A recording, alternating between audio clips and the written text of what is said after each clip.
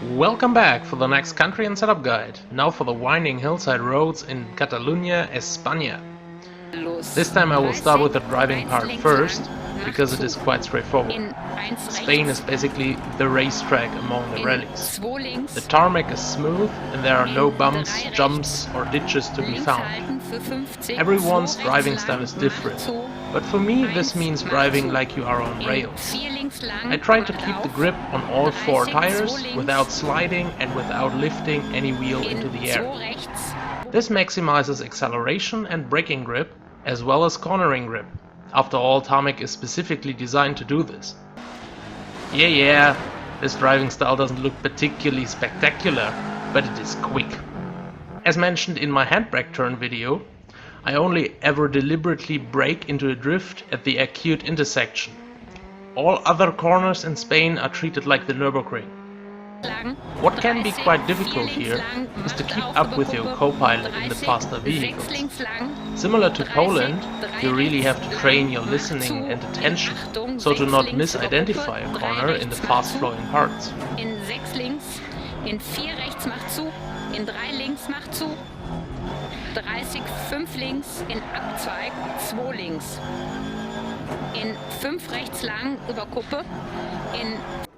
Let's now move on to setup and how to make your vehicle drivable like on rails. My approach is to give the car slightly more understeer than the default setups, so that it becomes hard to brake into a drift and therefore much easier to drive smooth lines. For this, let's dive into differentials for the first time. A locking differential ensures power to the road when the tires have unequal grip levels, but it also forces wheel spin for exactly that reason. On tarmac you have maximum grip, so I tend to loosen the differentials up quite substantially, to the point of almost no lock or preload.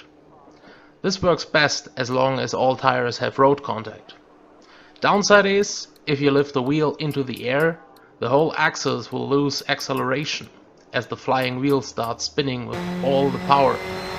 To compensate for your driving style, cutting corners and mistakes, you can increase the lock again to keep power in those cases. Let's quickly go to braking, where I try to go a little more to the rear to aid the desired understeer.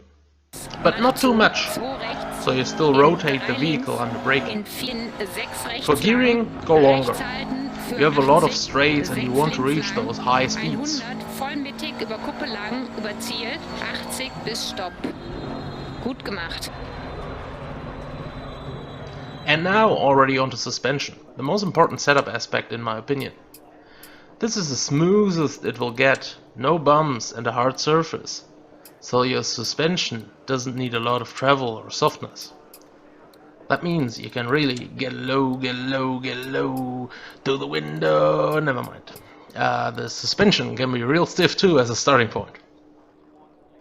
For the dampers, the same thing, not much to damp here. You want corner grip and not compensate bumps, starting with stiff dampers all around. The rebound a little stiffer than in inbound and the fast bump a little softer, both for compensating eventual mistakes over curbstones.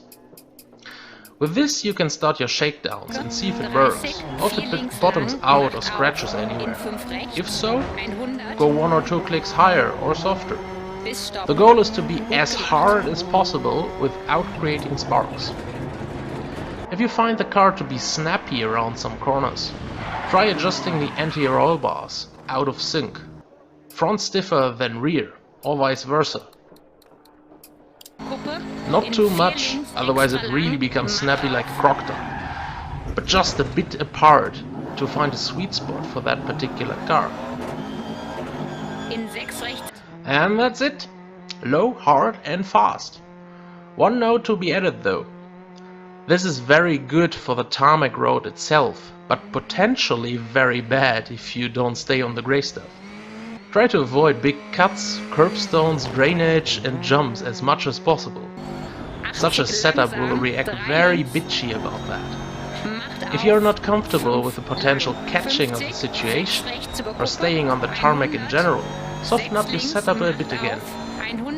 Setting up a a car for motorsport is not about what would be physically the quickest setup. It's about finding the setup you, as the pilot, can drive the quickest. And that differs from driving style to driving style. So, if you found this helpful, share and subscribe for more. Until next time, cheers!